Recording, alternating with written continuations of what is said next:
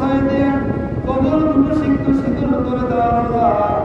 বাবার জন্য যদি হায়াত থাকে কিয়ামত পর্যন্ত হাত তুলে কাঁদতে থাকবো। মা বাবার কবর কত দিও না, অন্ধকার কবরকে আলোকিত করে দাও, জান্নাতের দরজাগুলো কবর বরাবর খুলে দাও আল্লাহ। আল্লাহ বাংলাদেশ বেশিরভাগের যন্ত্রণা থেকে বাংলাদেশ মুক্ত চায়, জনগণ মুক্ত চায়, সাধারণ দুর্ঘটনা প্রাকৃতিক দুর্যোগ থেকে এই দেশটাকে হেফাজত করুন আল্লাহ।